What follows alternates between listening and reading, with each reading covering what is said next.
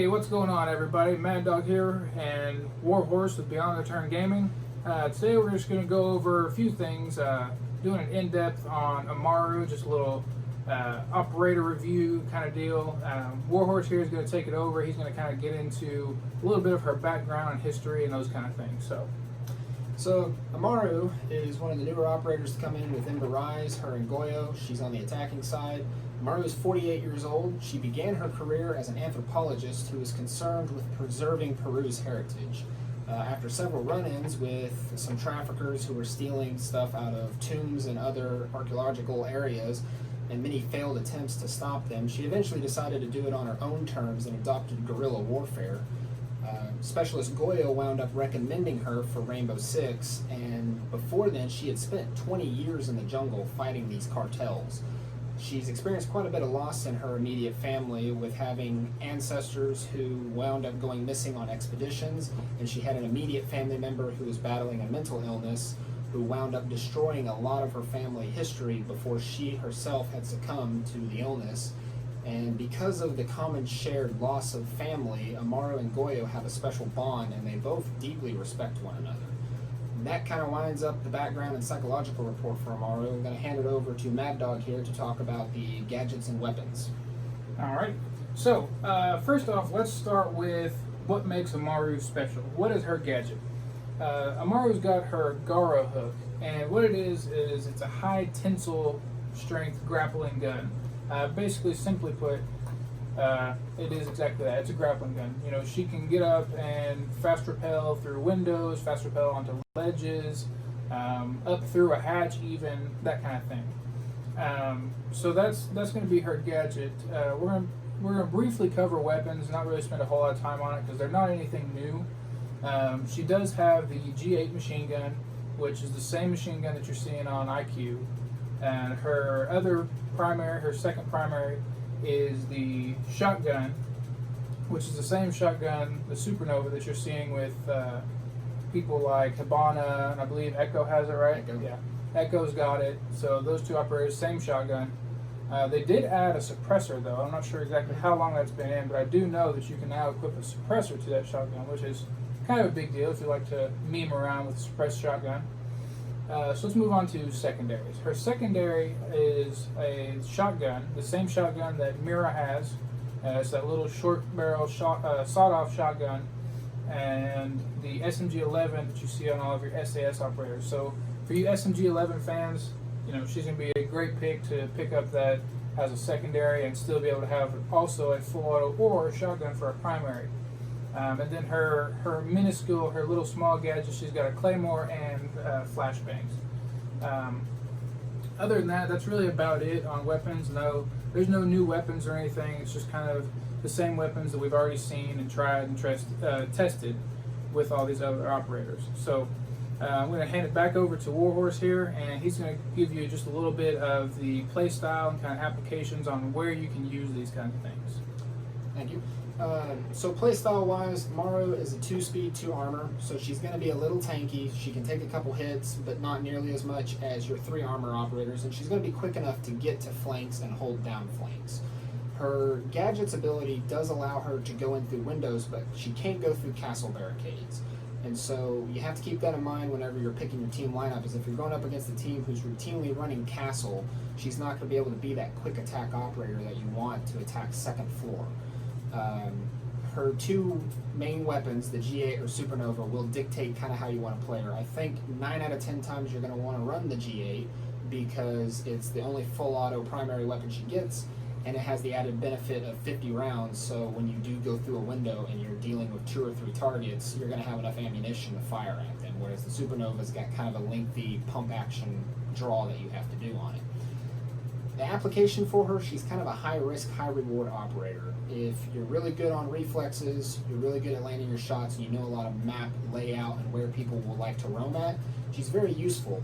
We've used her numerous times to go into a window where no one would expect someone to quickly be in room and pick off the roaming cav or bandit or Jaeger who's attempting to go upstairs and get a hatch, because 3 seconds into the round, you're upstairs already holding an angle, and cav comes out of room and just gets annihilated. So if you really want that high risk, high reward kind of playstyle like an Ash, but understand you're not going to have any backup from any of your teammates because you're going to be by yourself, she's a good pick. But do be aware that if you do get interrogated by Kavera or down, you're going to put your team at the disadvantage of going in 4 versus 5 because Amaru went through the wrong window. So, opinions? So I've got a few different opinions, pros and cons essentially for Amaru. Pros, like you stated before, she can get somewhere and get there quick. Whether it's in a window that's next to objective or in the objective itself or onto a roof to breach a hatch or peek a skylight or whatever, she can get there and get there quick. Fine. But my honest opinion, I feel like once she makes it into the building, she's extremely limited. She's about like an IQ that doesn't use her gadget, like we've said before. I've had one instance in all the games and matches that I've used Amaru where being able to rappel up through a hatch was actually convenient. It wasn't game saving. I was upstairs and had a rook rotating downstairs. I was able to blow the hatch and get back upstairs to where we had planted a diffuser, which was nice because I was able to kind of skirt around rook. But that was one time it's ever been used. 99.9% of the time, it's fast rappelling into somewhere, and it's really only helpful if you can get off those first few crucial shots, to get 1 or 2 kills. Because really, in all reality, that's about all you're going to average. Now, you may be, if you put a whole bunch of time in and a whole bunch of effort, you could probably get really good with that fast rappel and getting in, and maybe even acing around. But your average players, your non-pro league, non-champion, just your normal vast majority of the community is only going to be able to get in, get some hits, maybe 1, maybe 2 kills, and then they're dead. And now it's, hopefully a 3 or 4v4, but worst case scenario, and what happens a lot of time, is you fast rappel in, you don't see a cap cannon, you don't see a frost mat, something like that. You couldn't get your gun up in time, and now your team's down a guy and it's a 5v4. Yeah, I agree with that. Like, on her profile, it says she's a 2 difficulty, and I don't feel like that's right because she is a difficult operator to utilize effectively with team and individual play. Because if you take a lot of your rush operators like Zofia or Ash, they're usually not much quicker than the rest of their team. Yes, they're fast and they can be the first person to hit OBJ in a straight line, but they're usually going to have 1 or 2 people backing them up, or could at least refrag for them. Even if they die and only got 1 other person, or they down the person, the second guy in the doorway is going to be able to get the kill. Amaru's not that way. You are off on yourself when you go onto 3rd floor cafe, breach the hatch, think you're going to go down into Cigar and start messing things up, but you didn't realize there's a cav. And suddenly you're down, no one can help you, so now they got to wait outside for an additional 10 seconds while you get interrogated. And like you said, champions or pro leaguers could probably use her a lot more effectively. But your average player, gold or lower, they're going to use her, get 1 or 2 kills, and that's going to be it. And don't know how many times we ran her where we had Dokkaebi ring phones when we went in so that you could get at least a little bit of a warning where people were.